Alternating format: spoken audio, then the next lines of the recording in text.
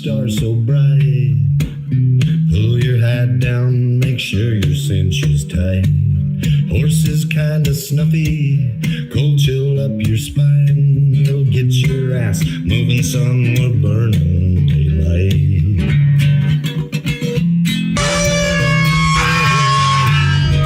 Howdy there, I'm Matt McKinley and we're burning daylight. In the saddle till the job's done right. Welcome to Burning Daylight, the only podcast for the working cowboy.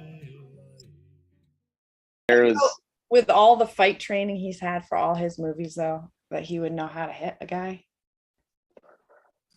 Yeah, I do. But yeah, I don't know.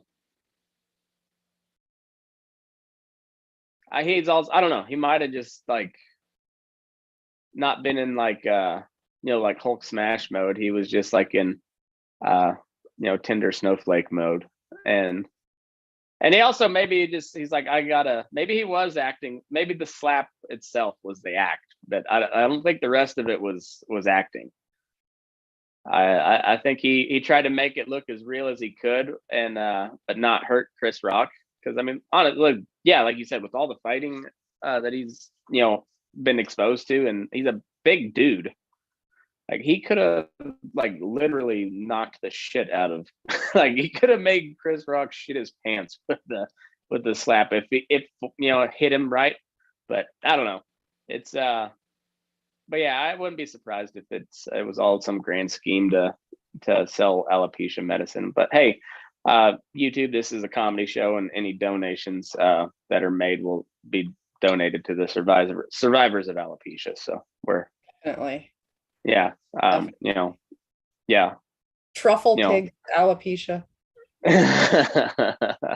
Yes. And this might be a Science-Squatch plot too. You never know. It could be. Well, cheers. Well, it's good to be with you. Yeah, cheers. How's Tennessee treating y'all?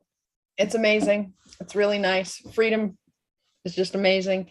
I love it. It's a good fit for me because as you know, I love to talk and love to chat with people. And what I have realized though is that we're going to have to budget like 30 minutes into every stop we make. Oh yeah. People love to talk. And we were at a boot store the other day. And I'm not even kidding you. This guy told me his whole life story about his vasectomy, all his stepkids with fetal alcohol syndrome, and then he fist bumped us when I said we don't like communism, and it was just incredible. It was just one thing after another, and then we went to the post office. Friendliest people ever. It's incredible how nice people are, how helpful they are. How willing they are to help you succeed. That's a really big change. So yeah, it's going to take some time to adjust to that because I still am very skeptical and wary. I have trust issues now after living in New England with people. So it's just going to take a little while to get used to it, but I like it. To expound on that, what was some of the stuff you guys experienced? Because you didn't cover it much while you guys were still in lockdown. But like, what was some of the stuff that happened when you guys were going through it there in Vermont? Yeah. So, I mean, in a nutshell, I mean, as our listeners know, I have a large mouth and I do like speaking my mind. And I've always been really interested in politics and news, and not in a self-righteous way, but just in a way that I like to discuss those things. So I was always pretty vocal on my social media about what was going on. And I thought I always did it, even when I was saying my opinion, I thought I did it politely and kindly and without condemnation for people who believe different things than I do. But that got around. And so I started to have some issues, just like hate mail and stuff like that. Not that different than what I've gotten as a homeschool parent. I get some weird things with that. And then also being a, meat farmer, livestock farmer, poultry farmer. I get a lot of hate mail from vegans about murdering animals. So I'm used to that kind of thing. But the tone really changed with the BLM stuff. That was when I think that kind of a new, more aggressive form of Marxism and activism became normalized where I'm from. And shit really hit the fan. And I always knew that I was always going to be one of the few people in my community with my beliefs, but I was comfortable with that. I mean, I'm fine with that. And I was never trying to like evangelize other people or anything like that. But what it morphed into then was Antifa getting involved, death threats, threats of arson, just unbelievable stuff. Our whole business basically shut down overnight. There was like a boycott, just unbelievable slander and like malicious stuff. I mean, it was all completely fake what people were saying, but for some reason people believed it. And so for me, that flipping of the script was so reminiscent of in the 30s, 20s, 30s.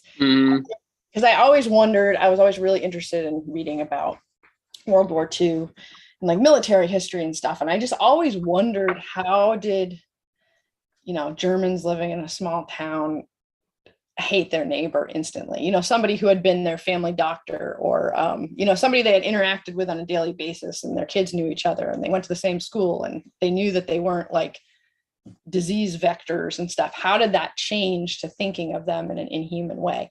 And that's what we experienced is we were just, bottom of the rung of the ladder of society. So there was no future for us and there was no ability to mend fences. And I refused to apologize to communists who the apologies wouldn't matter. Like there's no way to dialogue at that point. There's no way to dialogue it and to make it okay again and to build trust again. There's no middle ground. And that's one thing with conservatives that really drives me nuts is the whole, it's a balance between you want to be Christian and kind to your neighbor and all those things. But there's like a level of tolerance that we put up with of terrible, terrible behavior. And this was the worst behavior I'd ever seen. Like it was adults behaving terribly. And it didn't stop with our kid. He was fair game for them. And there's basically just no future for us. There's was a lot of mixed feelings because it's very embarrassing what happened. I mean, even though it wasn't our fault, it's similar to like being in a failed marriage where there's abuse or I don't know, or being raped or something, but you still, even though I know that I didn't do anything wrong, it was still terribly embarrassing and horrible to be called a racist. I'd be out in the garden working and people would have their kids in their Subaru or Prius and scream Nazi to me. I mean, it just was horrible. And I know there's lots of other people who have experienced this, over the past couple of years, and, being canceled and stuff like that is nothing new, but it's hard when it happens in your hometown with people that you really do love and you think that you have a solid relationship with. And it's also equally challenging when family doesn't understand it. I mean, this whole world right now has been so divisive for so many people's relationships. So it sucked, but I think we knew that we could either continue living that nightmare, that a familiar nightmare, or we could just rip the Band-Aid off and like jump off the cliff and see where we land. So that's kind of where we're at right now. It's still a zillion uncertainties, and I don't know how it's all going to work out right now. But I just had to get away from that kind of just level of abuse. Yeah. Well, you got an admirer here in the chat, Lance Gerber. He says you're cute. He wants so Lance. This is Kate Bowen. She's formerly from Vermont. Lance graduated high school a couple of years before me, but yeah, we're from the same hometown. But anyway, yeah, that's it's wild. Like I watch all this crazy nonsense go on, but like pretty insulated as far as like the real crazy people. Like we're in a real small town, and yeah, like, and it's a real conservative part of the state, and I just don't. I try not to leave a whole lot because it's pretty good here. Well, and that's the thing that I realized, like, even just being here a couple weeks, I understand now why people aren't like flooding into Vermont to rescue Vermonters or something. Like, you wouldn't believe what is going on in ultra progressive areas because here it's just a nightmare that I've put away. It's like a chapter of my life. I've closed that book, and like once in a while I check out, Vermont liberal media and stuff like that, but I kind of don't want to go down that rabbit hole again. And it's just amazing how when you're in a place where it's okay to have an American flag or a don't tread on flag, I mean, I'm not talking about any other controversial flags. I'm talking about the American flag is not okay in my community. Yeah. It's just the level of self-censorship you have to go through, and the level of self-control and exerting that much energy constantly to censor yourself when you're going just to go, get diesel or go to the post office is unbelievably exhausting. Yeah, and I mean, I think Vermonters used to be just as friendly as people in Tennessee or anywhere else in the country. I think it's just a level of mental and emotional and abuse and poverty that just makes you very unhappy and just holding on for dear life. Because I recognize too, I'm super grateful that we were able to get out. I mean, even though this has been incredibly challenging, so hard, so much work, I know there's a lot of people, there's single moms I know that don't feel like they can leave. They don't have the ability to hire a moving van or a storage unit, or there's just so many people trapped that I really hope once we can get settled, there's a way that we can help people get out of those kind of situations. So yeah, I feel very happy that we're going to be able to start over.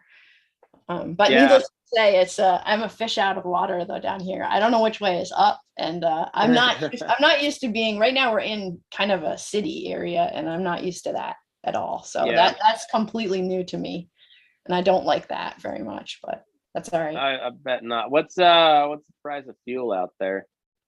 What is it, James? Like five for diesel. Yeah, it was like $4.62 for unleaded today. So yeah. Do you know what it is for gas? $3.75. Yeah, like just around $4, something like that for gas. So yeah, you guys are quite a bit cheaper than us, but we're also bordering on California too. So it's our fuel prices are always quite a bit higher than normal places. But yeah, shit's getting expensive. Yeah, groceries, inflation, it's wild. Airline tickets are still relatively cheap though. Like I think they're going up though. I saw they're dropping a lot of the flights just to kind of consolidate demand a little bit. I just booked a flight to Denver for next month, and so hopefully that doesn't get all jacked up. But I don't know. Southwest is usually pretty good. Like they've never really treated us wrong. So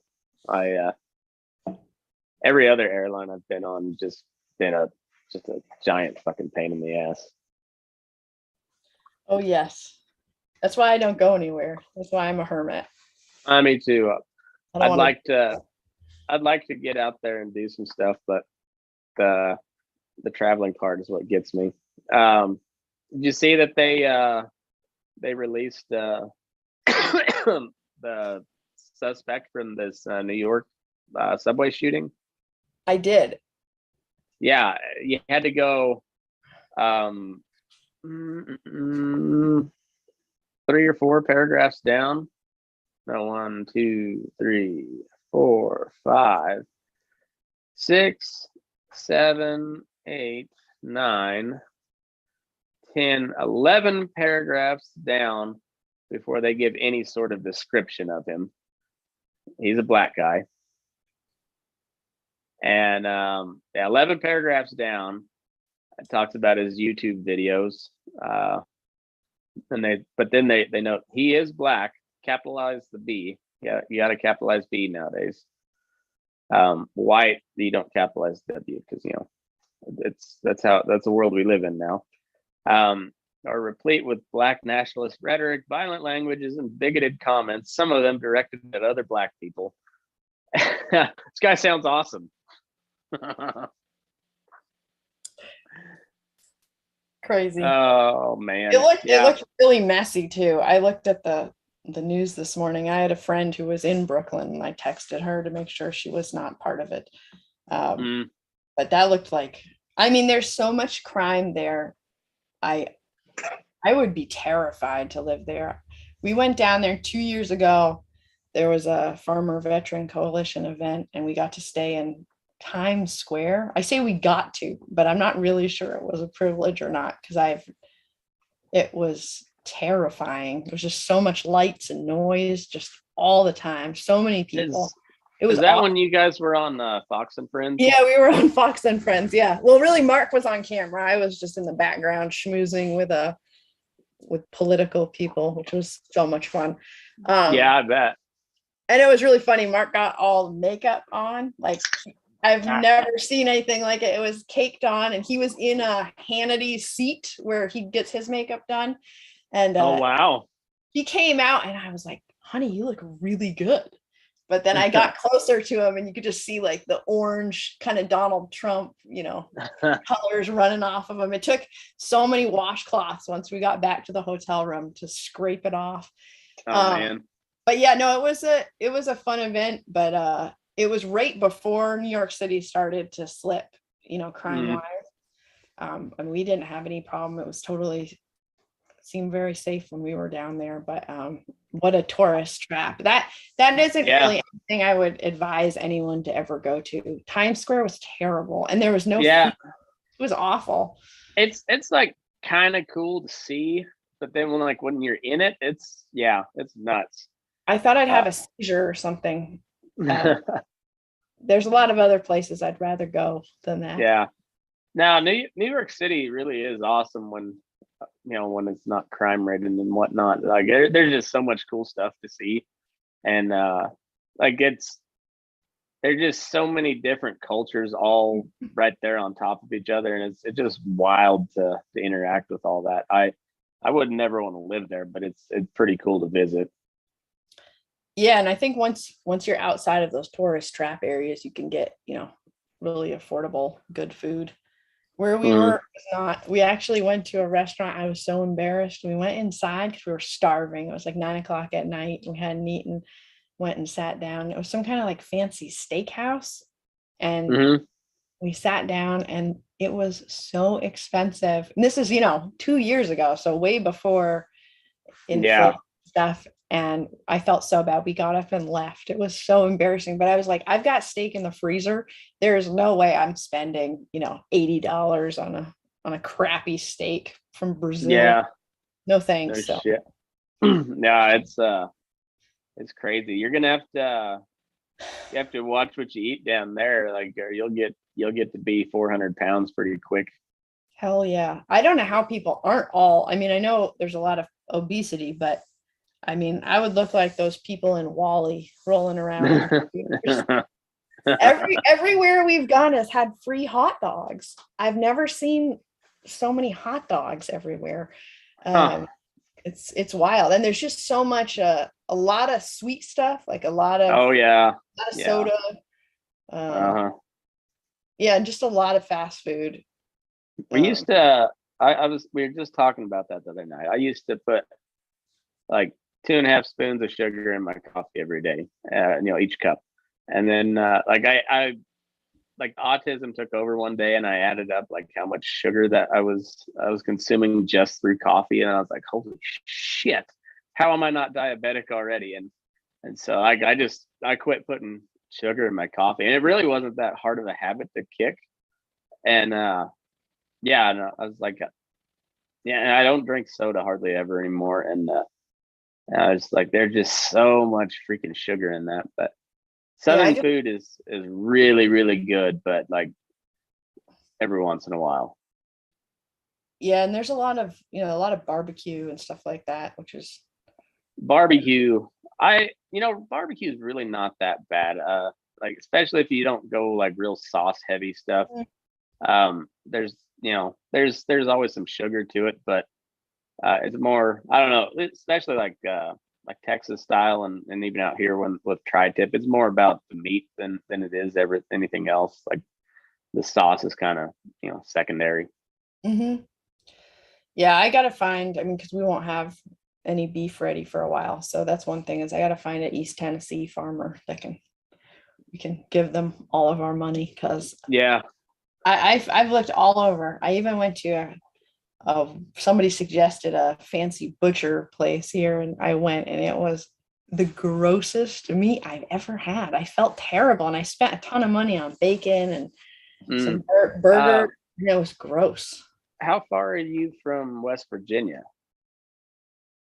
I don't know. I guess it depends where in West Virginia. Probably like 3 or 4 hours. Okay. Dan Given lives over in West Virginia somewhere, and they've got a little processing plant. So hit him up. I know they raise bison, but they also I think they're a commercial slaughterhouse. So yeah, so check with him. I'll put you guys in touch, but Definitely. Sounds good. He listens pretty regularly, so he might contact you before, if I forget. I'm sure he'll probably contact you anyways. But. I'm just dying for good meat. I even got some steak tonight at a restaurant, and it was so bad. Really? I think they're purposefully doing it to transfer people over to their cricket burgers or whatever the hell it is. I really think they're just making it bad. Yeah. It's just so unsatisfying to have shitty food. Like, I don't have a lot of things that I like super enjoy, and that's one of my favorite things, Yeah. So like we've got a freezer full of beef right now, and it's really, really good. But the beef at the store here, it comes from Harris Ranch beef out of California, and that's like, we used to feed cattle for them and or start cattle for them, but they're known for really good quality beef. But I like beef exports have like gone up 80% or some shit since last year, and yeah, so I think they're importing the cheap shit and selling it here, and and then sending our good stuff overseas. Mm-hmm. Yeah, I mean, the stuff I've eaten is just not even the right texture. It's just terrible. I don't know. Maybe they think everybody had COVID, so everybody's lost their sense of taste or something. I don't know. I think there's going to be some sort of big reckoning coming with the packing business. I don't know what exactly is going to happen with it, but like it feels like that's kind of coming to a head. The ranchers are real pissed off, and they're actually starting to organize a little bit. I don't even know if they're on the right page or not, honestly. I don't know, but like they're at least, there's a pretty concerted effort to get something done, and Biden's kind of made it a, not really front and center, but he's at least kind of paid homage a little bit to that concern. And I think there's enough public opinion. There might something might come to a head, but I don't know what, and I don't know if it's going to be a good thing or not. Well, I'm sure it won't be exactly as we would like, but no, hopefully it'll be better than it is. Yeah, that the crossbred dairy cattle is like that's a big thing because that they can pump out a lot of beef that will never see a blade of grass in its lifetime. Just Mhm. and dairy is a subsidized industry, so they have no incentive to stop producing milk, especially when they're getting some real value out of their discarded steer calves, basically. Yep. And yeah, bull calves. I mean, but yeah, it's I don't know. They're like I was just talking with a guy today, and I was like, that they tried vertically integrating the beef industry with or the cattle industry with like buying the big ranches. So there's still a lot of they still own some big ranches, but then they figured out that wasn't profitable. We tried it there in the feed lot, and that failed pretty miserably.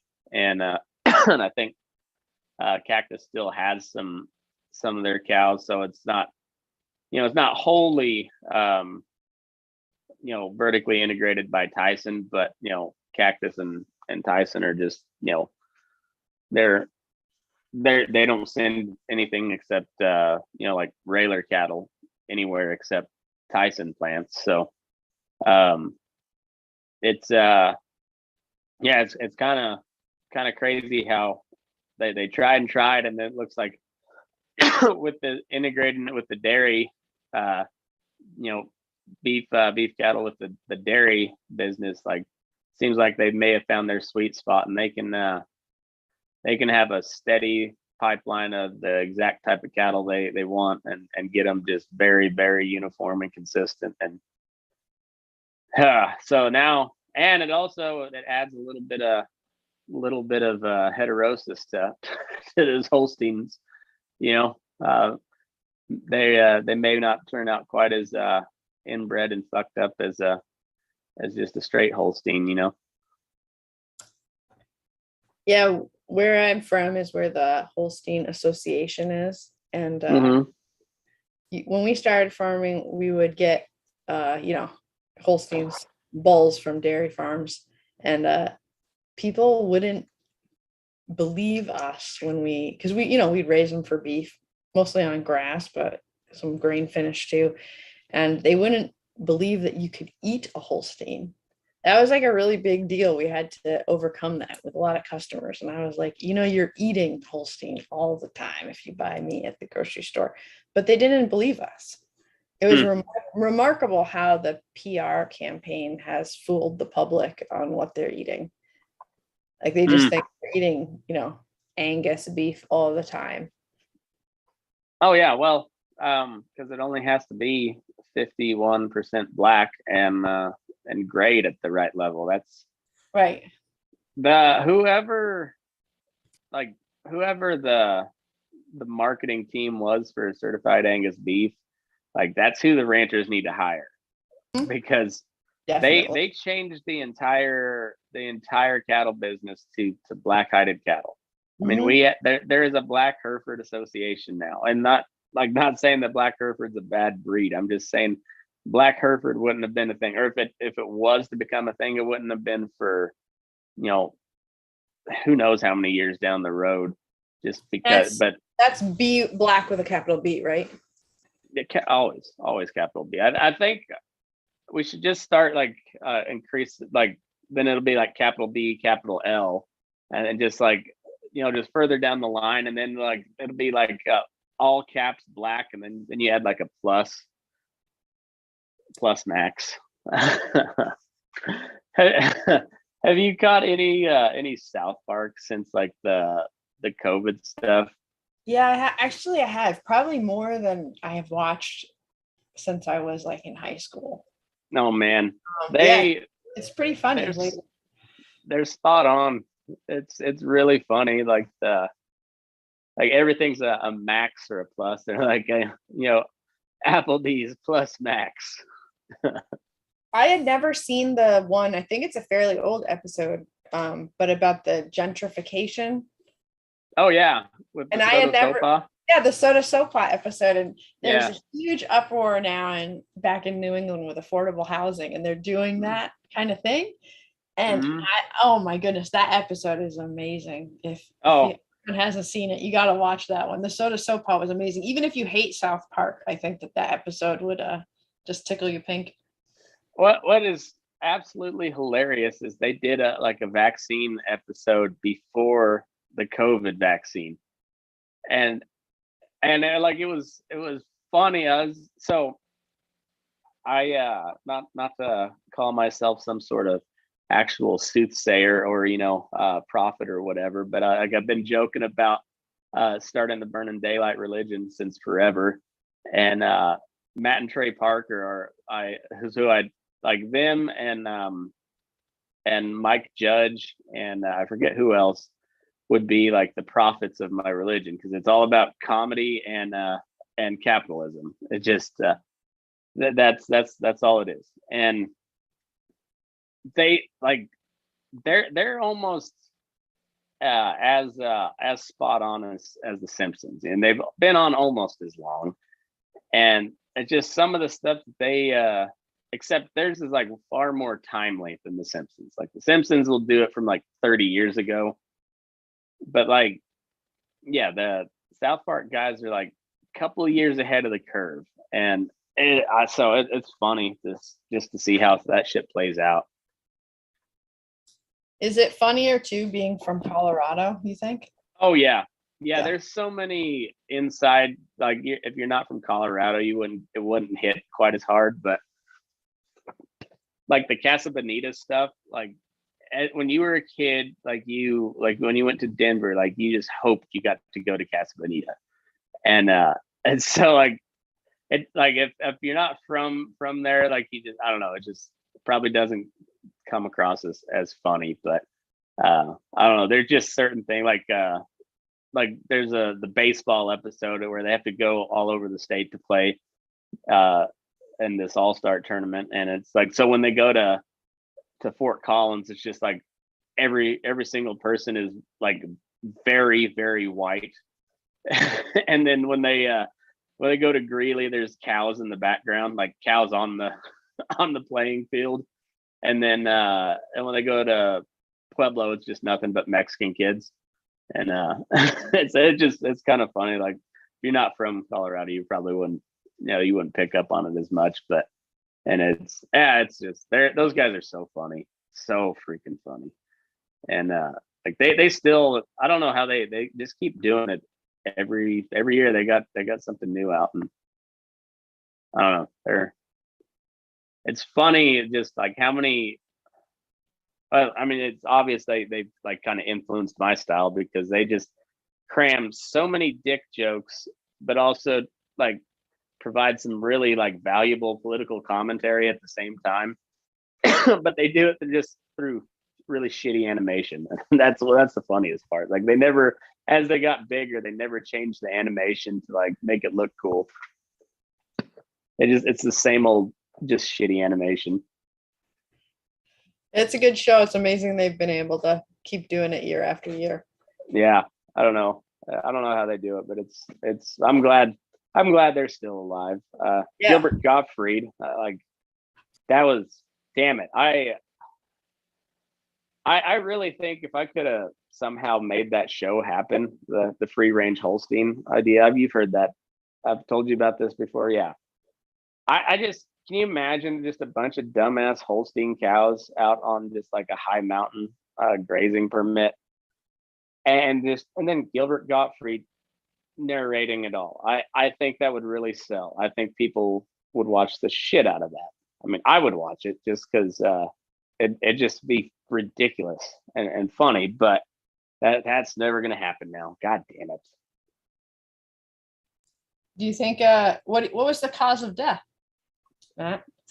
I don't know. They said they're like a long-term illness. I think I wonder if it was like Norm, where he had cancer for several years. He just but he didn't tell anyone because he didn't want to distract from his comedy. He didn't want to get sympathy laughs.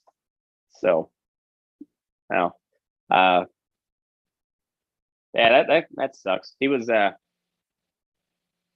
Gilbert Gottfried is one of those guys you can't explain why he's funny, but he's just funny.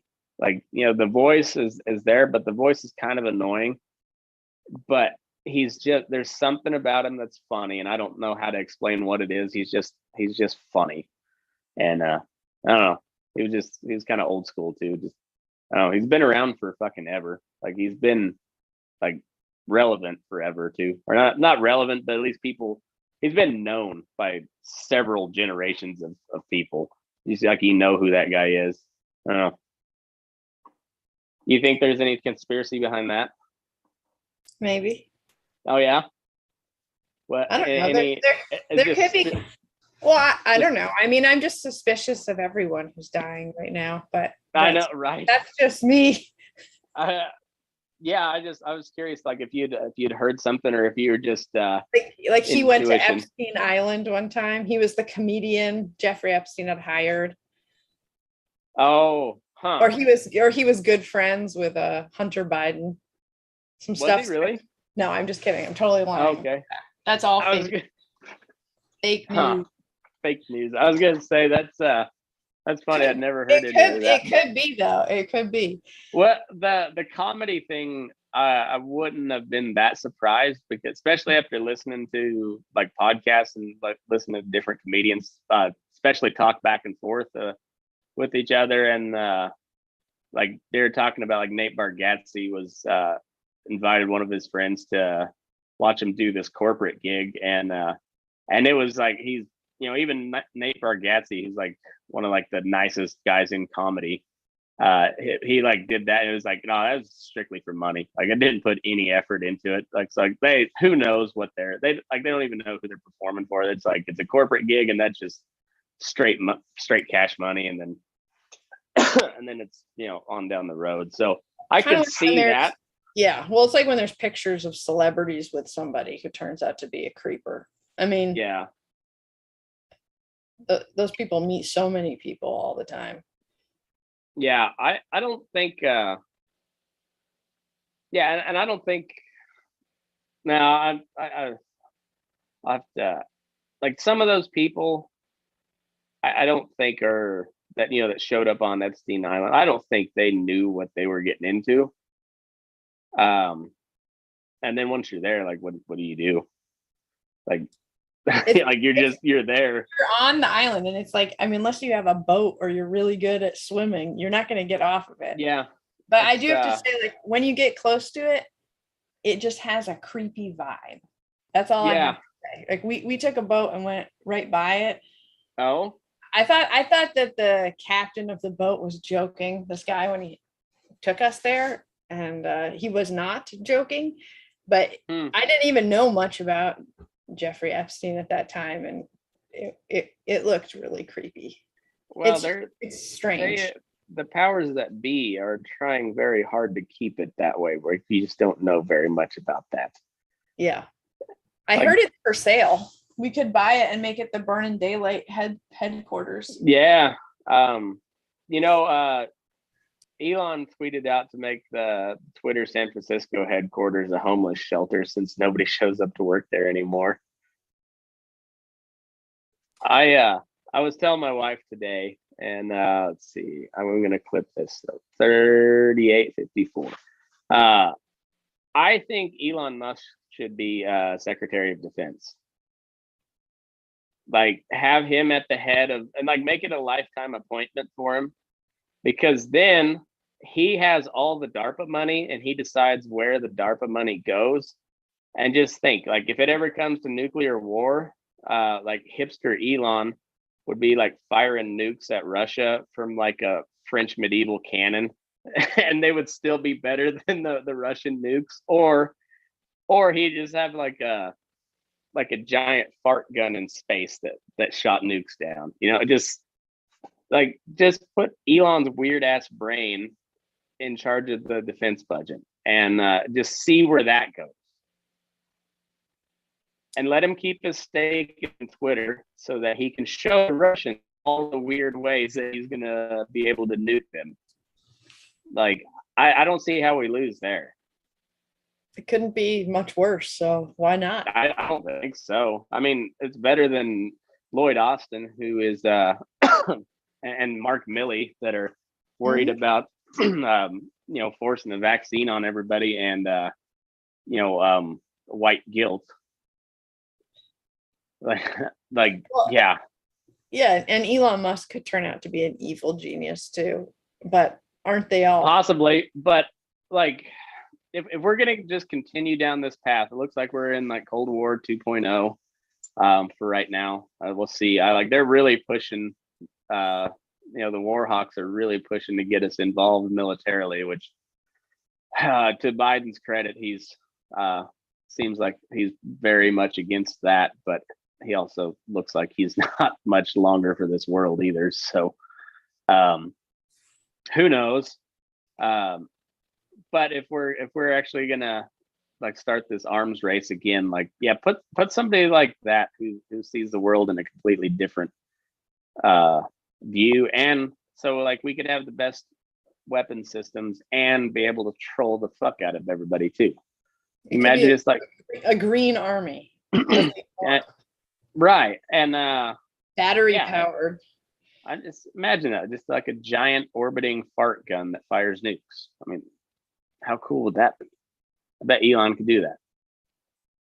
He probably could, but that's what I'm saying. If he had DARPA's budget or just had the defense budget at his fingertips, I mean, come on. He's like entertaining. He has good tweets. I like people in power with good tweets. Yeah, and I haven't made up my mind on him as to whether he's good or evil yet, but like I do enjoy watching what he's doing. I don't know where it's all headed, and I don't know. Maybe he's I don't know. He's an interesting fellow. Yeah, I hope he's a good guy. I mean, I hope that he's cares about humanity and stuff like that. I don't know. I mean, he seems pretty weird. Definitely. He does seem weird. And his family was really weird. Yeah, I mean, he might be an alien. He might be a science squatch. We don't know. He's kind of a big guy, isn't he? I think so. He's really awkward though. I mean, I remember watching that Tesla truck unveiling when he broke the window, and it was painful to watch.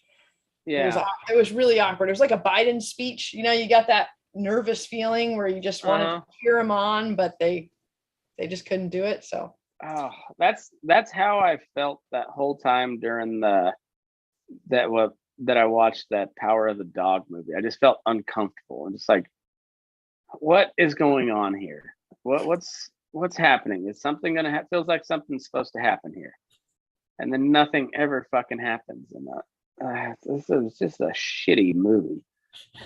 I did not see that. You don't. It's awful. I clicked it on because in typical man fashion, I was just like scrolling through Netflix, and I was like, Western. All right, boom.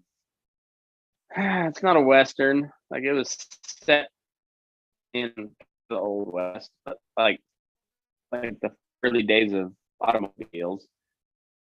But other than that, there was nothing Western about it. And it was just like, is this guy gay? It feels like they're leading up to this guy being gay.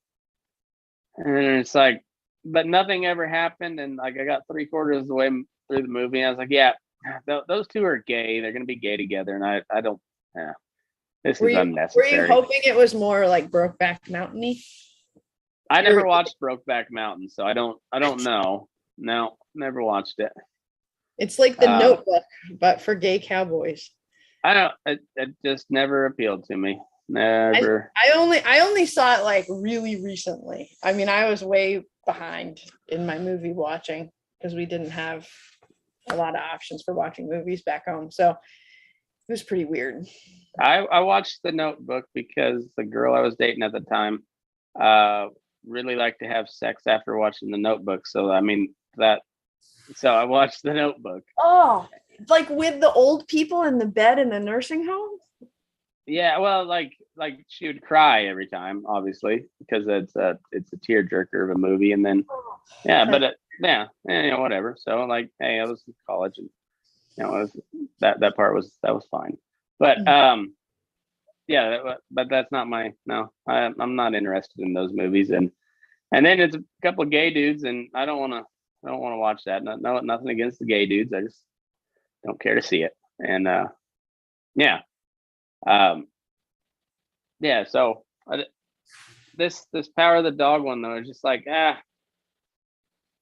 So this whole movie is leading up to those two being gay. Who's in that movie? I don't. Kirsten Dunst is the only one that I knew from, and I was hoping she'd show her boobs again, and she did not. So she's old like me now, though, isn't she? I mean, she's like in her 40s. Something like that. Yeah, I she was pretty hot when I was growing up, so I'd still take a gander. She was cute. Yeah. In other news, did you see the stuff going on in France with Le Pen? I did see that. That's interesting. Yeah, I'm surprised. I thought they were going full on New World Order. I thought so too. One of the things I think, I was mentioning this with Bailey Robinson. One of the things that I think has really gone under the radar with this Ukraine-Russia deal is now Germany is like pumping $110 billion into their military. And last time Germany had a really big military, didn't end so well. That's really just kind of slid right under the radar. I don't know who's if there's anybody radical coming to power in Germany, but either way, if they're putting that much money into their military, I don't know. I don't like it. I don't trust those Germans.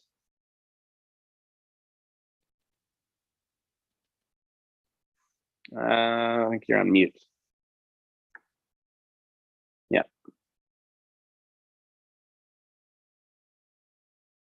Yeah, still muted.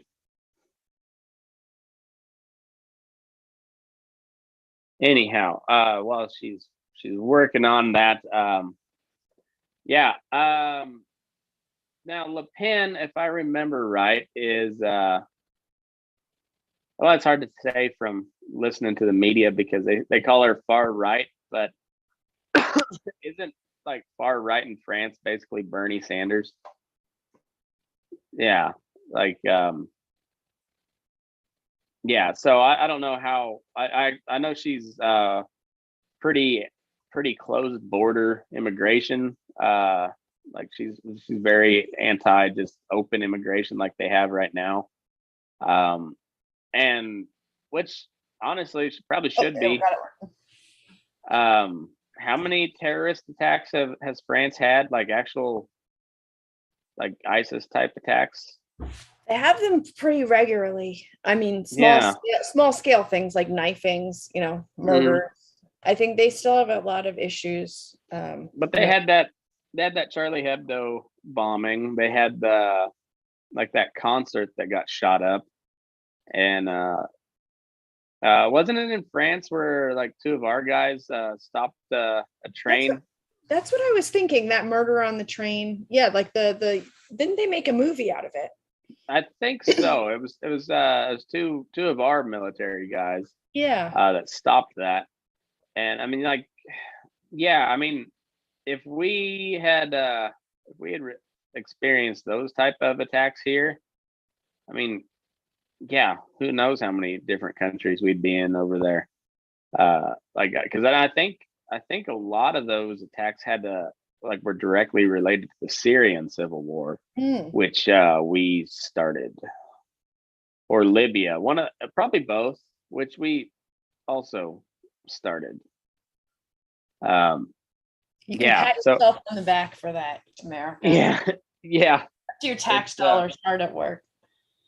Yeah, it's it's wild. That I wouldn't want to be over in Europe right now. That's it's a little, things are getting a little tense. I like it over here. I think we should just stay over here. Ride this one out over on the home country. Yes. Like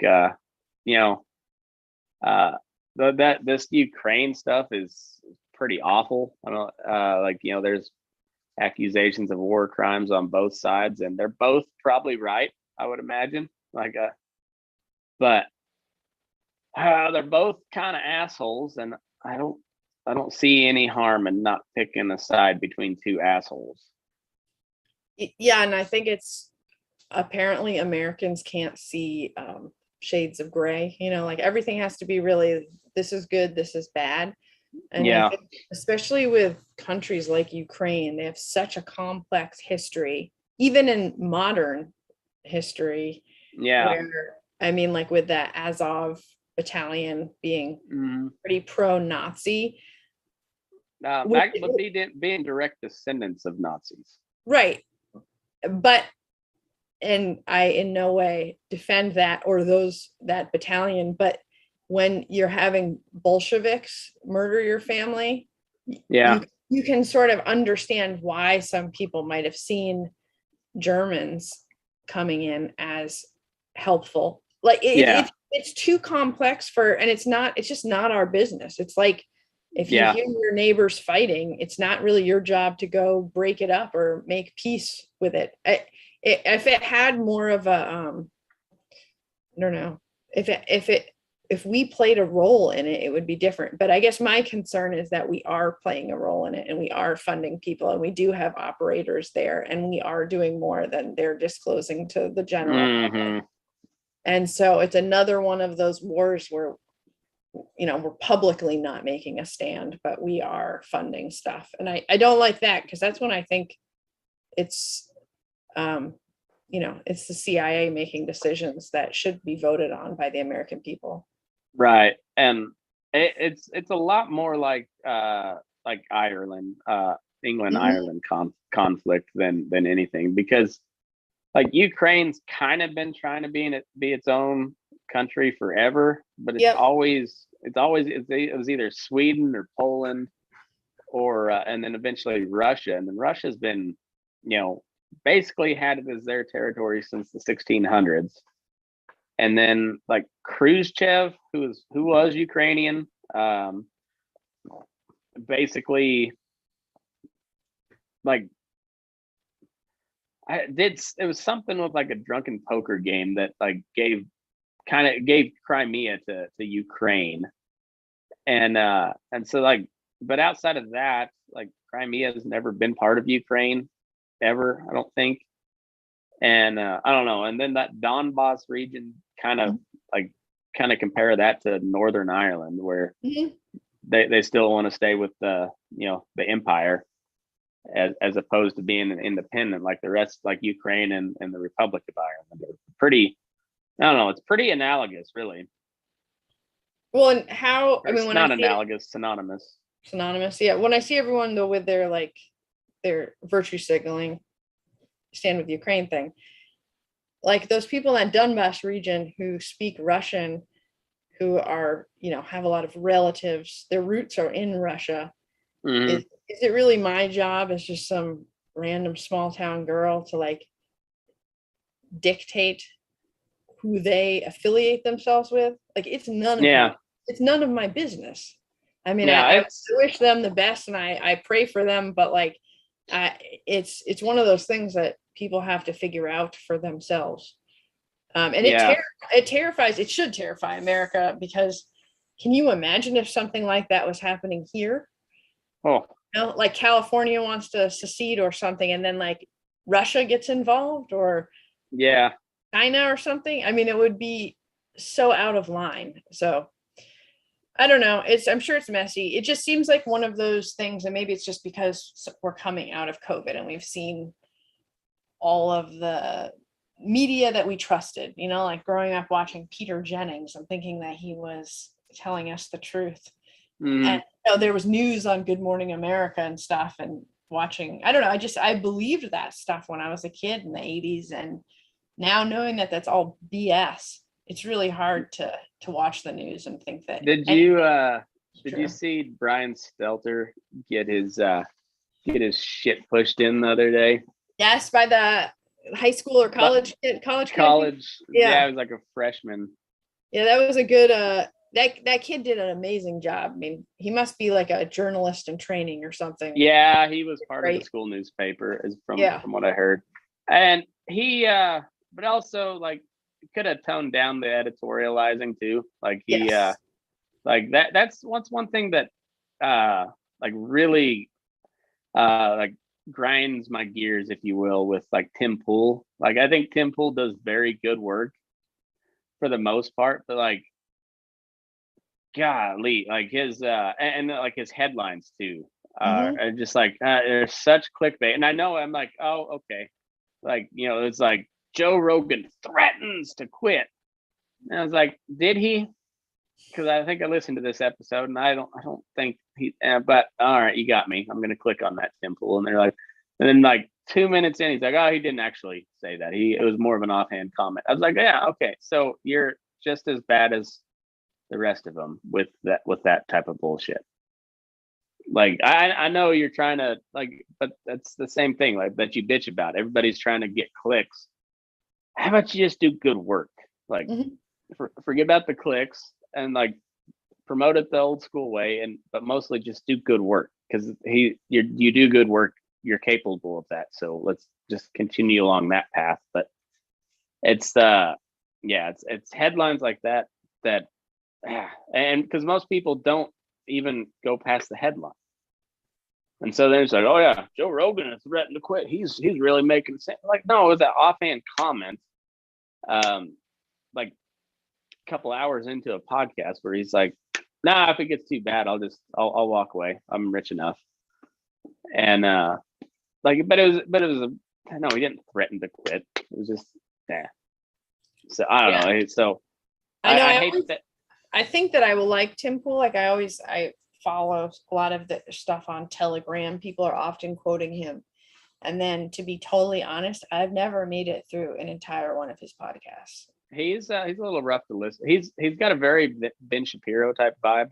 Yes. And I don't know. I'm just That's not true. into that.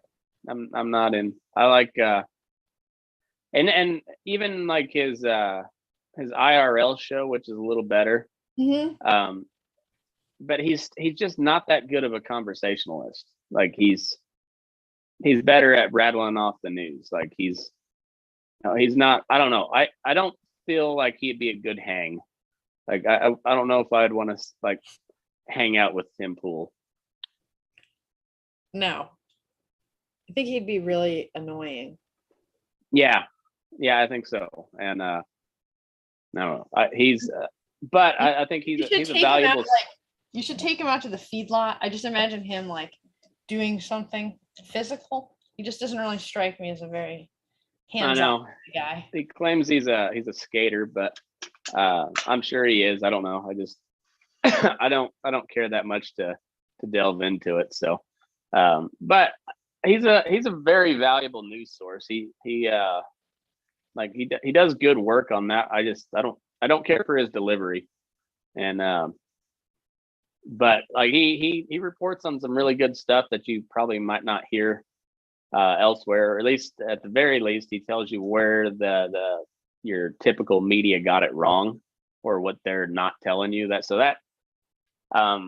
part's pretty good, and so I'll kind of get over how annoying I find him to get to the meat of what he's talking about. But I don't know. There's I think Drinking Bros do a far better job on their like their reporting of the news. Like I think they do the way they refute the typical media is more my style. So Rogan, Dave Smith, those are kind of I like listening to those. I don't know, but he's it's good to have guys that like him out there, I guess. But yeah, I guess I tend to listen to more a comedy and then just people sort of commentary on it. I really like, I don't always agree with him, but I like him a lot. That Victor Davis Hanson has a podcast. I listen to that every time it's on. I really like that. He has more wisdom than I do, so I kind of trust his opinion a little bit. Like I was probably more pro Russia than most people on this whole deal. and hearing him talk about it kind of toned me down a little bit. I guess I just got so excited. It's just sometimes you just root for the bad guy. Yeah. That's just the way I am. And I'm so sick of the sort of global homo regime that's going on that I kind of like sort of the idea of like, I don't know, Russian Orthodox stuff coming into power. And I do believe people can change too, but I think that my hope of the whole thing is just fantasy. So listening to the Victor Davis Hanson show is good. He's just got a lot of good military and just kind of ancient wisdom that's really helpful. He's really smart guy. So like Scott Horton is really good on the anti-war side of things. Like he's very well-researched guy, and but he's another one that I can't handle in large doses. Like I'll listen to him if he's on like another podcast. I'll always listen to him because like when somebody's like kind of steering him, he's pretty good. But like he's very long-winded, and he comes off as almost anti-American at times, and like I know he's not, but like that's kind of how he comes off, and that part, because he's got such a valuable message about like how all these interventions have just failed miserably over the years. But he's going to turn off the people that need to hear it most, which is like my type of people, just because he comes off as almost anti-American, and like he's not, but it's just he's very passionate about anti-interventionist, and it just I wish he was better at his delivery at times. It's just so strange how everything has changed so much that like now the hippie woke social justice warriors, the people that were at Woodstock or their parents were at Woodstock, are pro going to war with Ukraine and pro censorship. Yeah, and then me, who's like on the extreme, I don't know, conservative side, independent side. I'm the one who doesn't want to go to war, and I'm a bad person. It's just so amazing how because you got skin in the game, because Mark is still deployable, right? Yep. Yeah, he's on the road right now, so it's real for me, and that's just not. I don't value that battle enough to lose my husband in it. Yeah. So, I mean, I'm sure I would have felt the same for other things, but this one I definitely am not into. Well, that's the thing. Like I grew up in the Bible Belt. I was very, very strong Christian conservative type of background all the way around me. And, so like I was all for, support our troops going to war, and, never really questioned the war so much. Just because you're supporting the military, and now I know a lot of people that came back all sorts of fucked up, and now like especially the Afghan withdrawal was something like that was a bad spot for a lot of veterans, a lot of veterans like that. That was a bad thing for them to see. And the middle finger. And how can you ever build trust again? Like for any military family, when you see a withdrawal like that, you're telling me that's how you're going to treat my most loved person in the world? Like, seriously? I don't know. It's just treating people worse than dogs. I mean, it's just and the bad thing is, like, there was no way it was ever going to end differently. Like, it was like we knew that 10 years ago for sure. Like Ron Paul on the floor of Congress said, like, if we don't pull out now, we'll be there for another 10 years and it'll just get worse.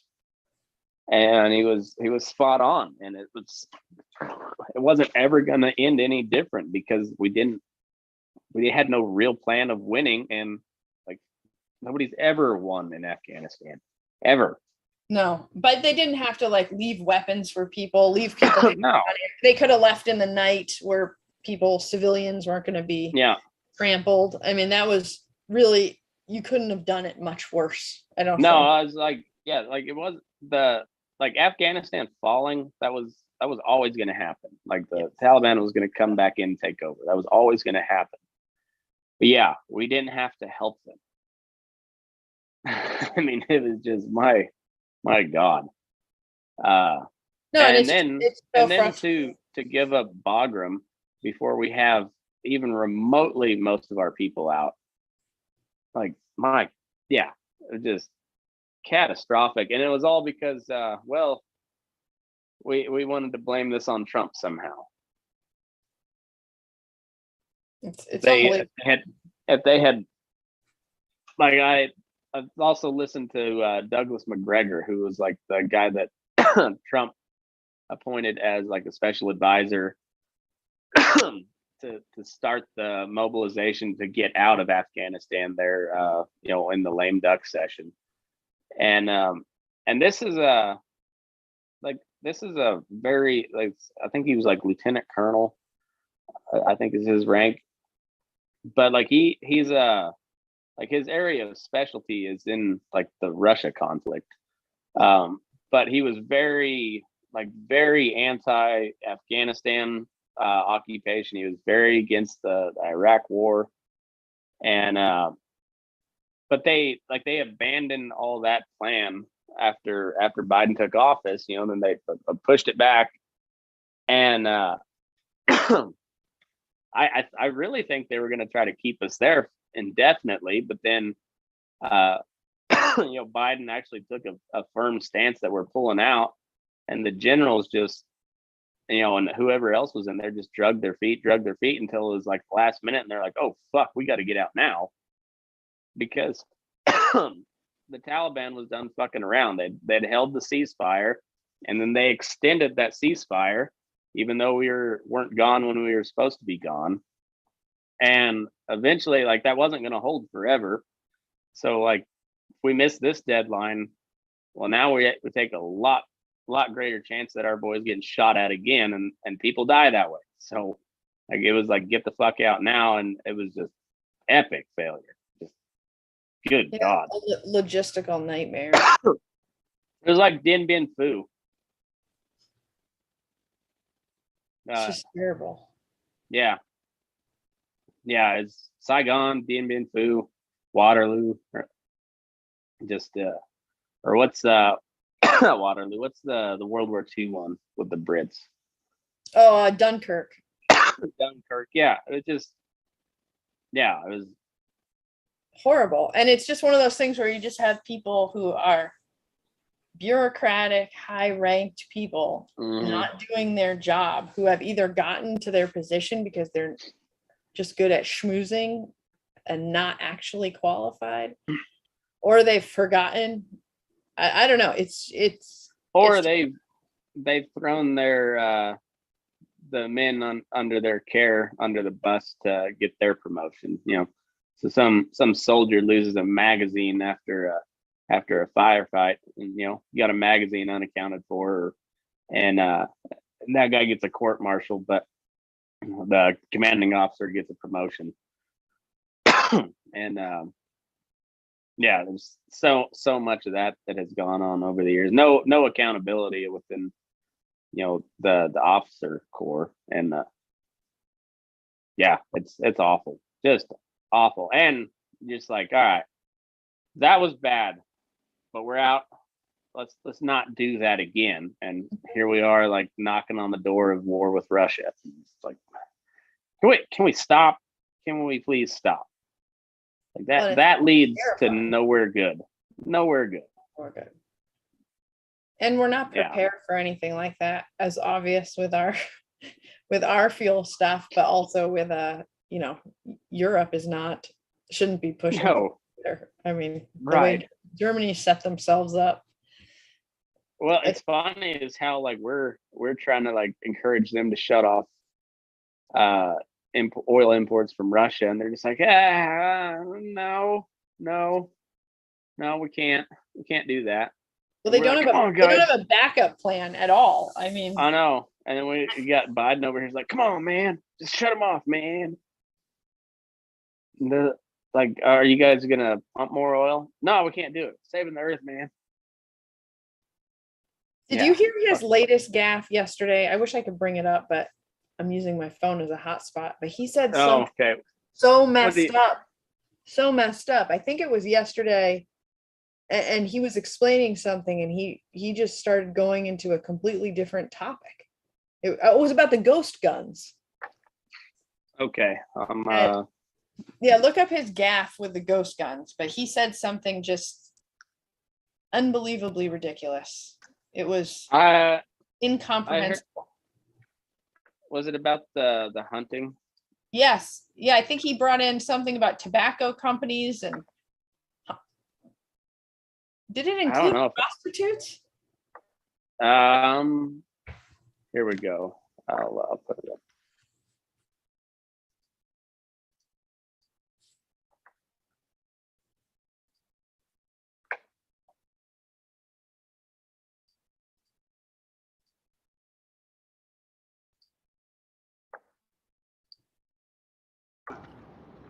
Order. Oh, Oh. A functioning firearm, you bought a gun. Take a look. Take a look at this. Comes in this package. You can see the picture down here, maybe. Oh, that was. This is the gun. It's not hard to put together. that's the whole point of a ghost gun. Yeah. You can put it together. Anyone. Order. Huh. Anyone. Folks. Maybe this one.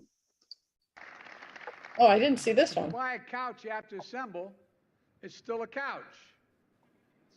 If you order a package like this one over here, here's the parts you need to. I think it was. It was something about holding tobacco companies responsible or something like that. But it was an amazing one. A lot of times you hear his gaffes and you're thinking, did I hear that wrong? You try to make sense of it, but here we go. That's where I saw it before. Daily Wire. Assault weapons and high capacity magazines.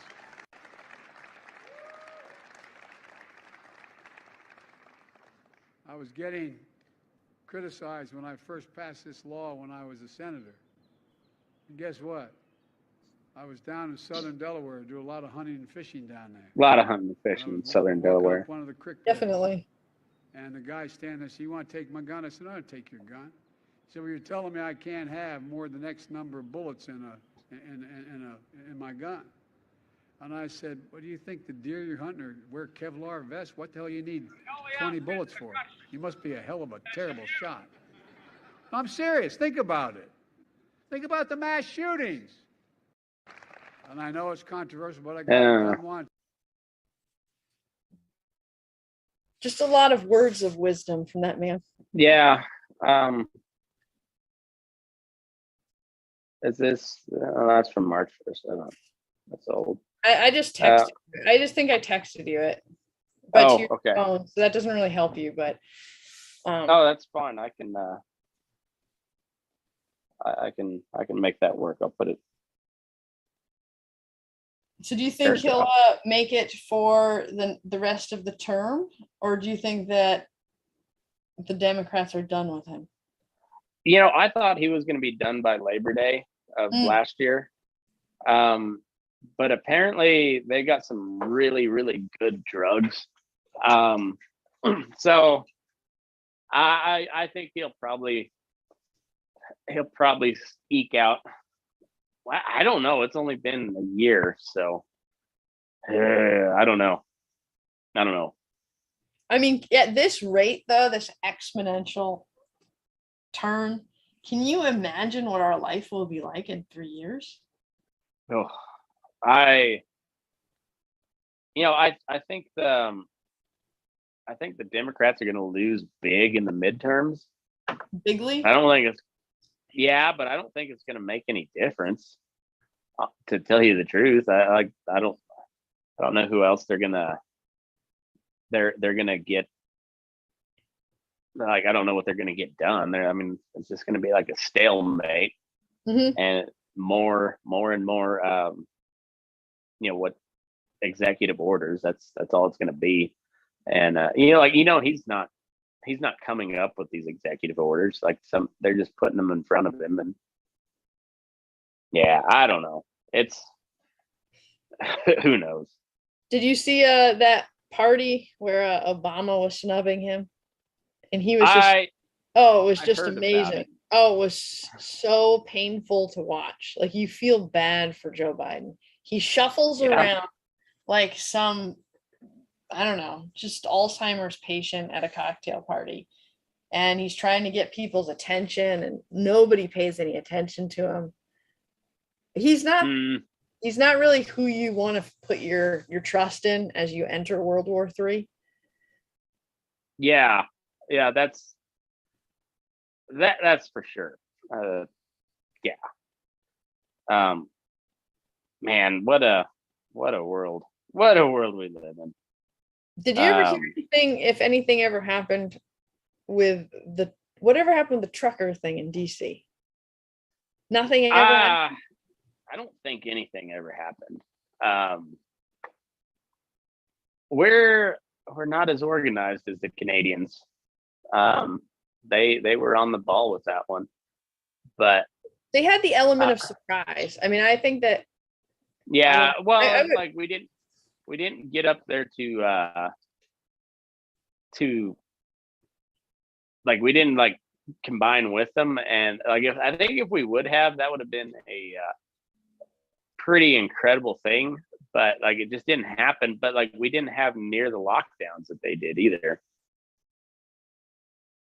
No, I mean, I think Prince Edward Island still has some really strict ones, but a lot of states are still pretty strict. I mean, it was a really big deal. Even like this week, there was people arguing in Vermont about taking masks off kids in schools. No, somebody just reinstituted their mask mandate. Here we go. Yay. I hope download. Hang on. Maybe not.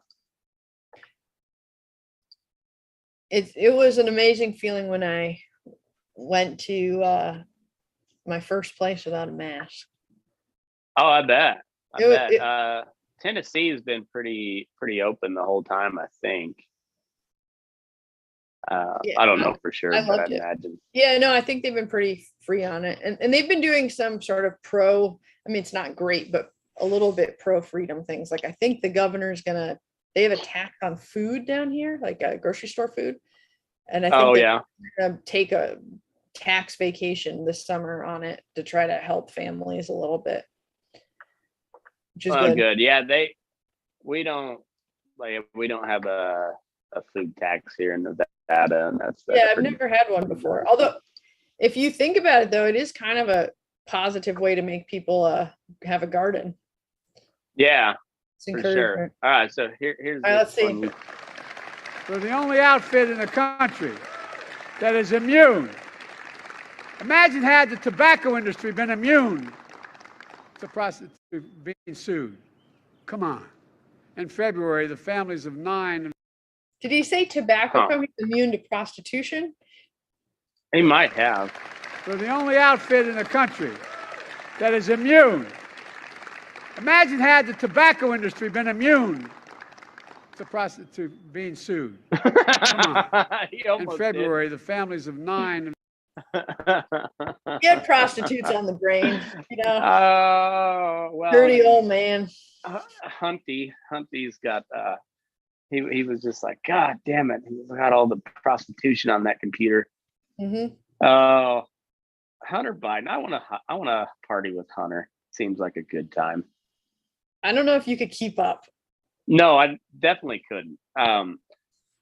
It's Hunter Biden is what I view him about like Mickey Mouse when on the COVID special of South Park.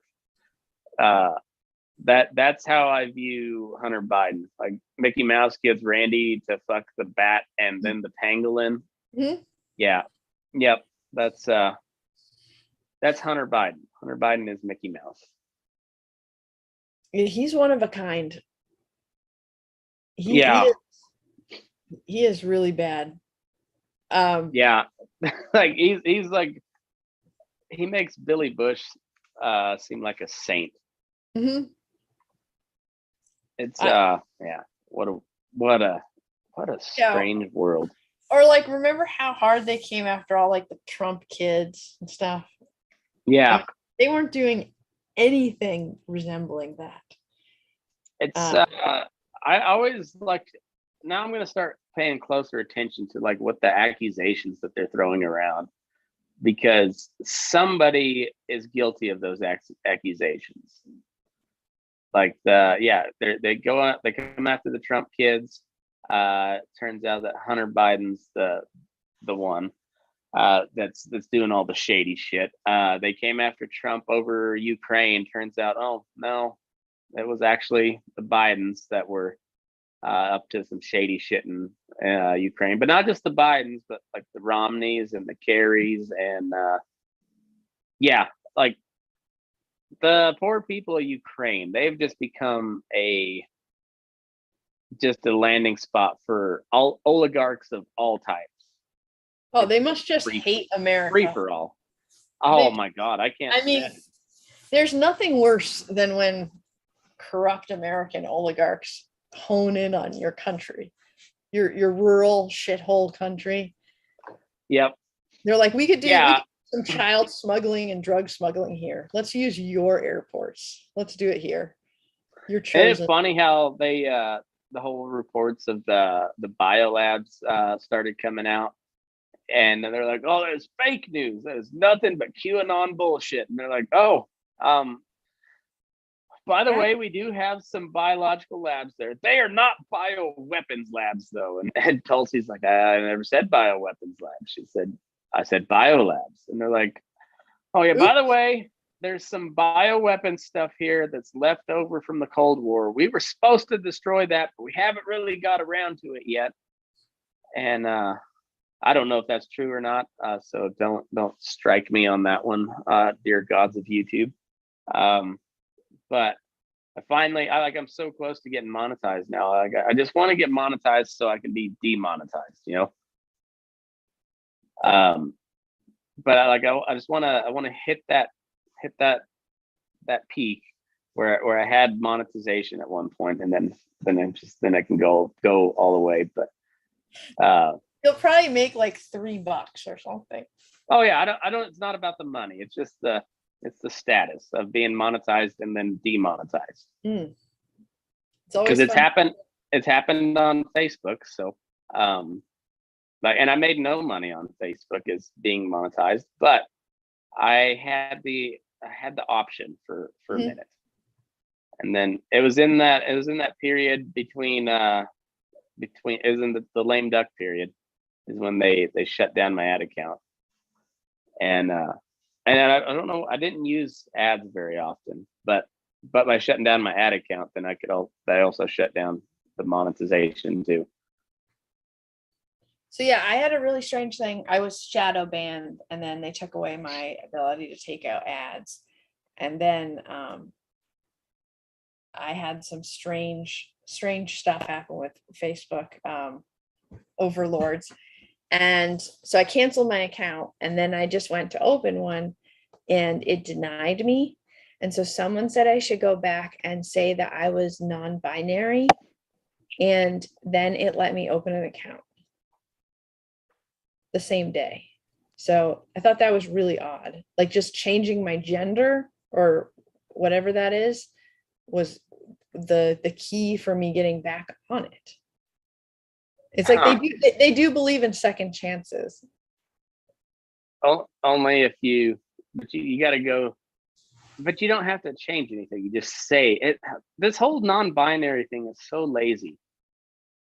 It's like, you want to be gay, but you don't want to go through the motions of being gay. Like, you don't want to have to like prove the gayness. Well, and also, would they qualify? I mean, because I'm kind of a tomboy, I think that would just count now. Trans. Like if I was 5 years old, no, not trans, but I think you could be non-binary now if you just like didn't want to wear dresses. Well, I think okay. that would count. The patron saint of manhood, Leah Thomas, has done nothing to like say that she's now a woman, as far as I can tell, because like there's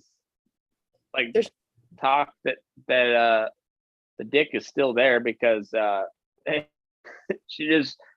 she walks around naked with her dick swinging in the locker room. Really? Did they say that? Did fellow swimmers say that? Yes. Oh, I didn't hear that. I blocked that out. Yeah, so like there is no effort except for the fact that it's the clothing. I'm a woman now. Yeah, and she wears they wear a woman's bathing. I don't want to mess up your monetization.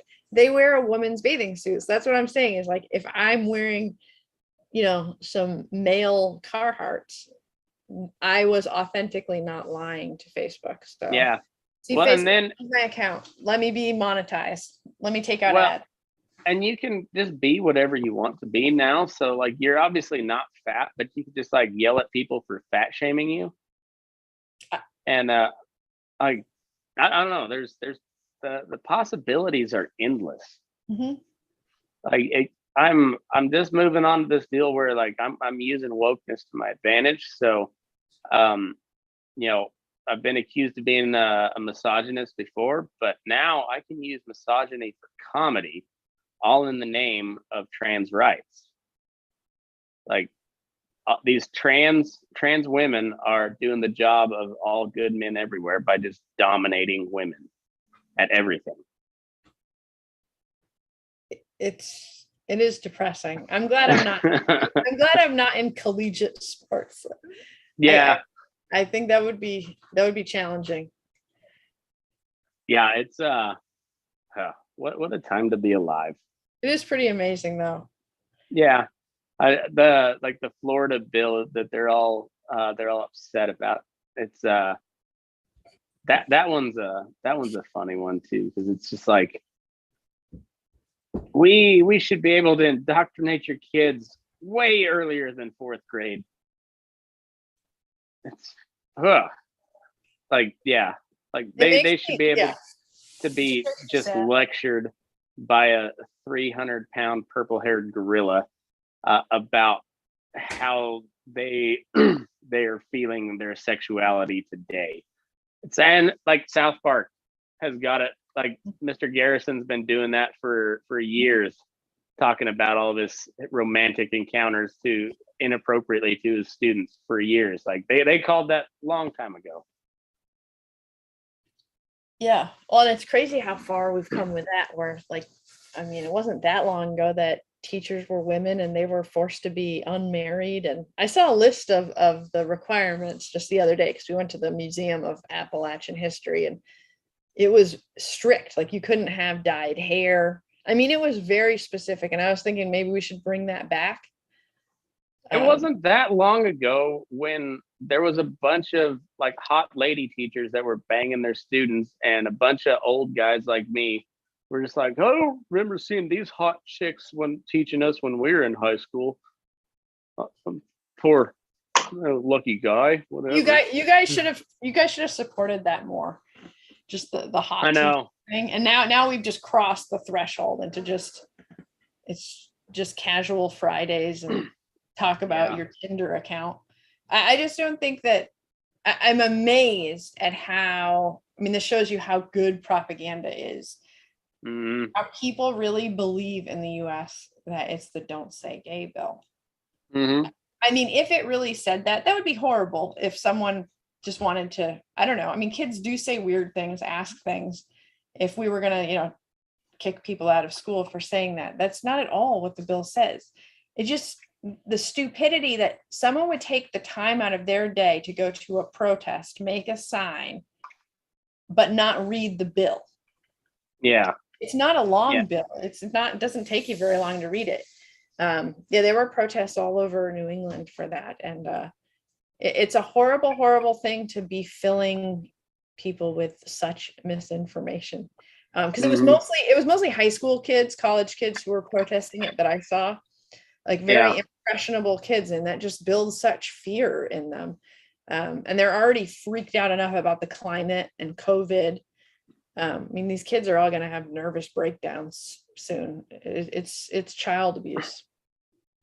Yeah, they should have been more clear on the bill, and they should have called it like just teach your goddamn subject bill. That's it. Yeah. Whatever subject it is that you're teaching, teach that and only that. That's your job. Yeah, and just keep your personal life. I just really don't think that's anything. I don't know. I mean, I went to school for education and I did student teaching and substitute teaching, and who I was shacking up with never entered the equation. And that's not some kind of heterosexual privilege. That's just, we did not discuss anything to do with my personal life. That was not on the table. And I dressed modestly, and I don't know. That would never, ever come up. I mean, if someone asked me a specific question, I would just say, you need to go home and talk to your parents about it.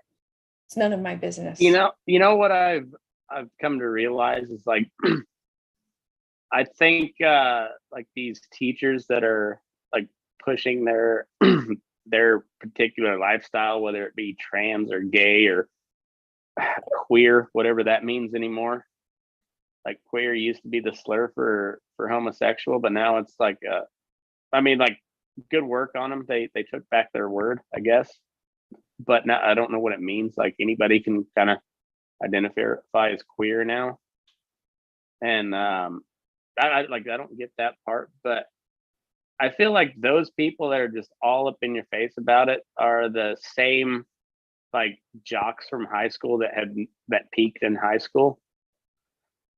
So now all they talk about is high school sports. Oh, like, yeah. Okay. Yeah, I get your analogy. Yeah. Glory days, and that's what these like these purple-haired freaks are. They're just all about like they never moved past the point where they like the gay, like they're gay. Or where they felt really insecure about it.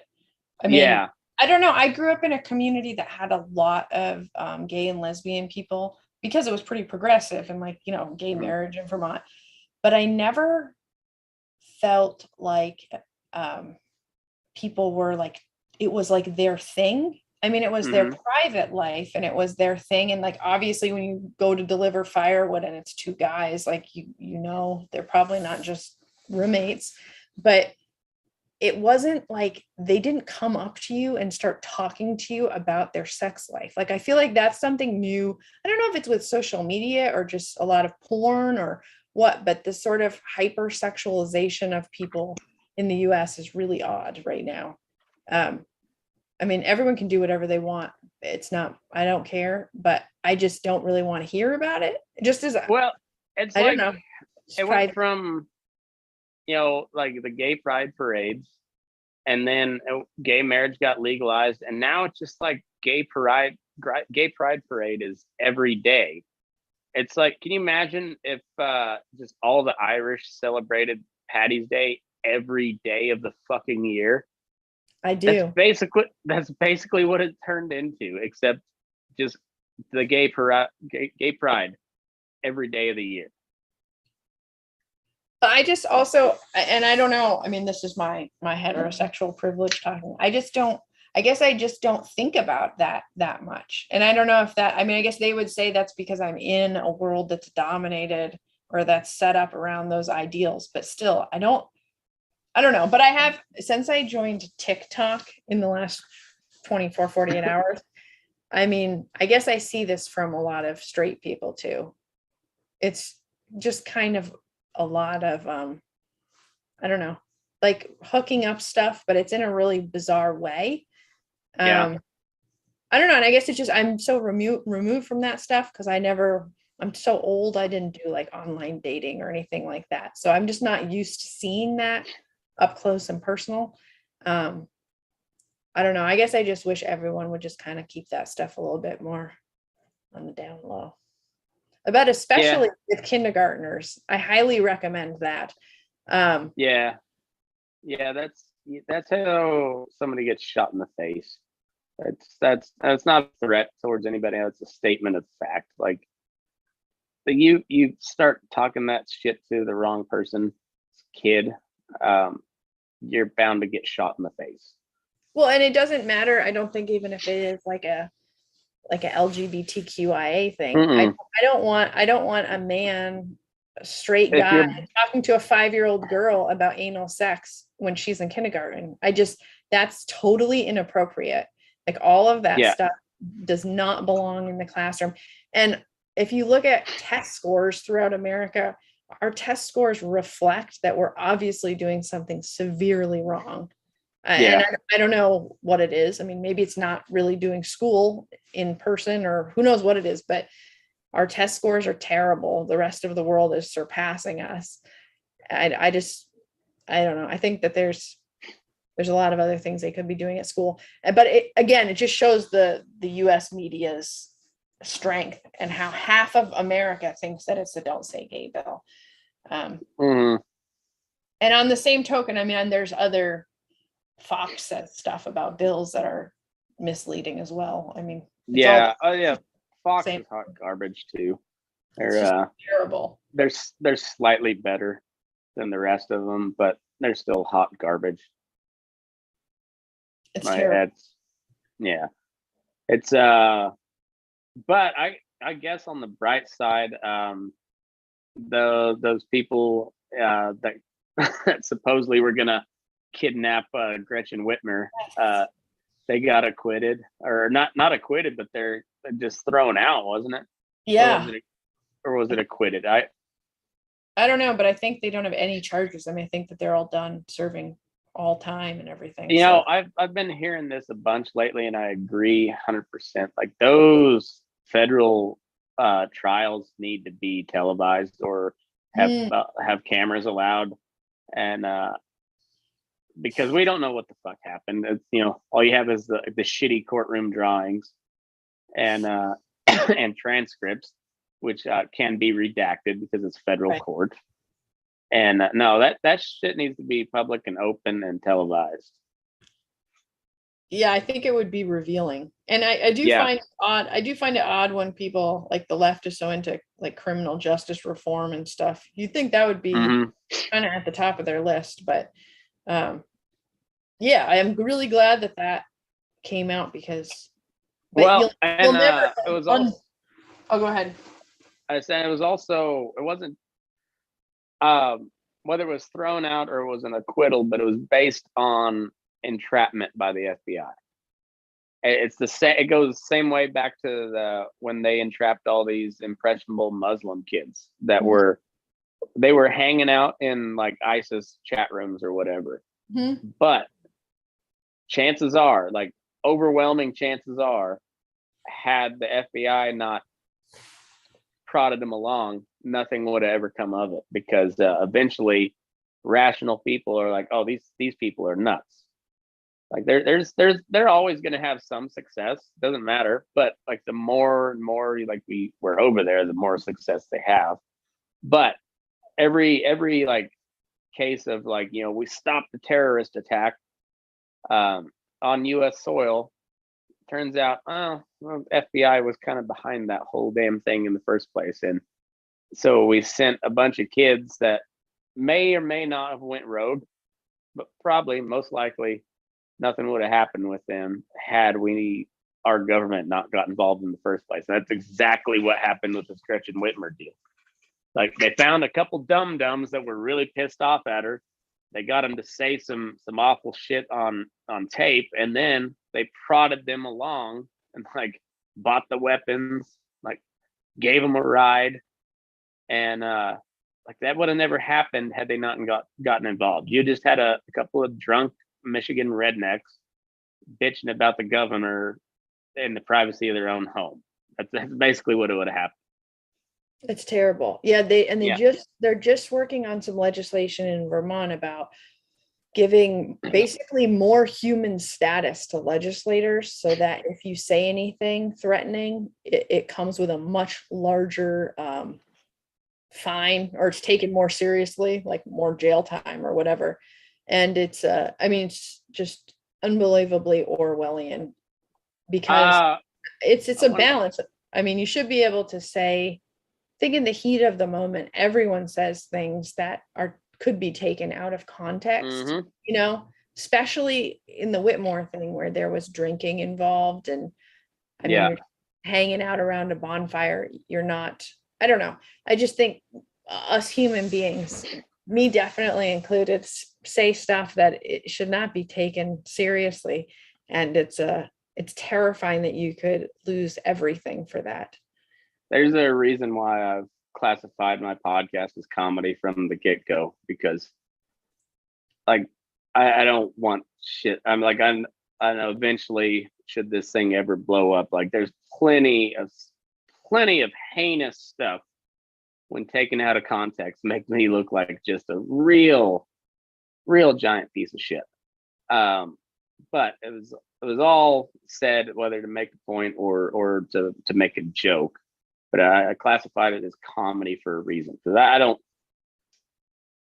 more than any, the only advice I want people to take to heart is to do your own research and like make up your own mind. Like I'll give you my opinions of things, but like I take my opinions as just that, as an opinion. But yeah, and then that one dude that got arrested for trespassing at the Capitol on January 6th, J6, the day that will live in infamy. Worse than Worst Gettysburg. Worst day in American history. Worse than 9/11. Way worse. So many more people died. Way worse than watching people on live TV jumping out of buildings. Yeah, I mean, yeah, way worse. Way worse. These were like almost Nazis in the Capitol. Definitely horrible people. Yeah, so one guy got acquitted by a bench trial because he showed on camera that the police let him in, and yes. So that's but I wonder how many people would have been let off had they gone to trial, but just didn't go to trial. They took a plea deal instead. I can't believe that there's people still sitting in jail. I know. I mean, and, it's insane. It's insane. Yeah, I saw that footage. I had never seen that clip that they used in the trial. And it is wild. And the FBI must have had that. I mean, that would have ruined the whole story from moment one. That's why they rushed to impeach Trump so quick. That's why they rushed it through. And I remember watching. I didn't watch the trial, but I listened to the whole thing.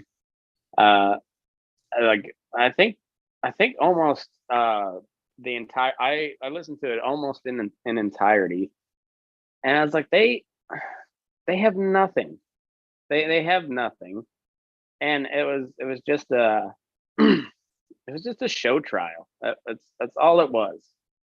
And I don't know. And like, for the record, Trump probably could have acted quicker. Not probably, he could have. He should have. Like, and for all the people that they bitch, like especially with Jen, my girlfriend Jen Psaki, she's still kind of hot. She's not super hot, but she's kind of hot. Anyhow, like she's moving into MSNBC, and of course conservative media is all up in arms about it, and this overlook Sarah Huckabee Sanders and Kayleigh McEnany and all these other Trump administration people that are now at Fox News. Like, what's the fucking difference? And then that's what they all do. I mean, I know, and you see all the text messages on, like, I'm kind of in favor of Trump not being able to hide anything behind executive privilege, but I think that should go across the board. Mm-hmm. Like, I think we should see all of that, and see how many Fox News hosts were texting his chief of staff saying like he needs to tell him to go the fuck home. Like, yeah, like the media and the upper echelons of government are so intertwined, regardless of who's in power. And even Trump, who was supposedly the outsider, has a bunch of Fox News people basically in his cabinet, and now they're back at Fox News, and part of his cabinet's at Fox News. I mean, it's yeah, that revolving door thing it knows no party. And it's always been like that. I mean, Mm-hmm. and the fake news and the media being horrible to the innocent. I mean, none of that is different in American history. We're classy like that.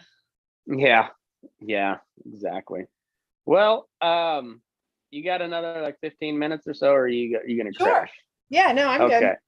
All right, let's we'll call that for the main episode. We'll head to Patreon. But Awesome. Thanks everybody for tuning in. Kate, you're back on social media now, so we got good people following us now, so you won't get harassed. Oh, good. Yeah.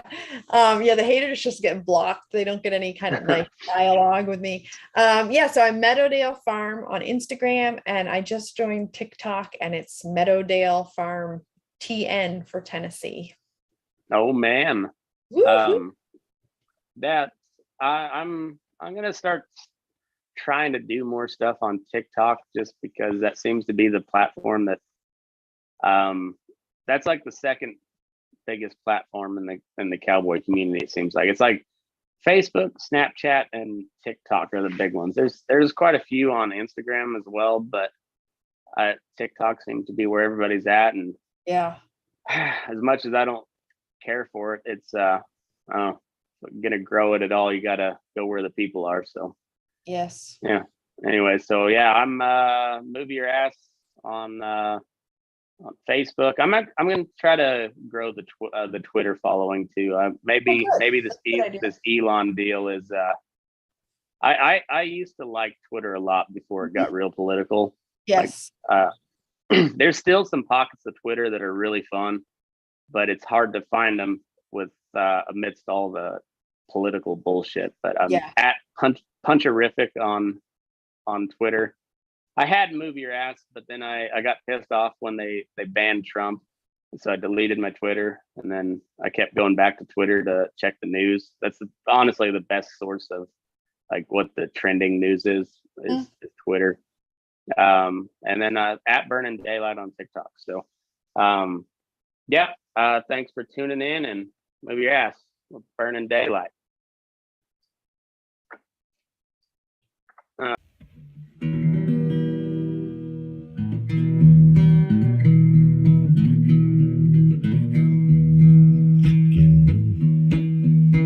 Your eyes up in the morning, beneath the stars so bright. Pull your hat down, make sure your cinch is tight. Horses kinda snuffy, cold chill up your spine. We'll get your ass moving, son, we're burning daylight. Burning daylight. Burning daylight. In the saddle till the job's done right. Burning daylight. Well, life is just a gather, and you won't catch 'em all. But when you ride through the gate, make sure you sit up tall. I can see the horizon, it's looking pretty bright. Well, get your ass moving, son, we're burning daylight. Burning daylight. Burning daylight. In the saddle till the job's done right. Burning daylight. Burning daylight.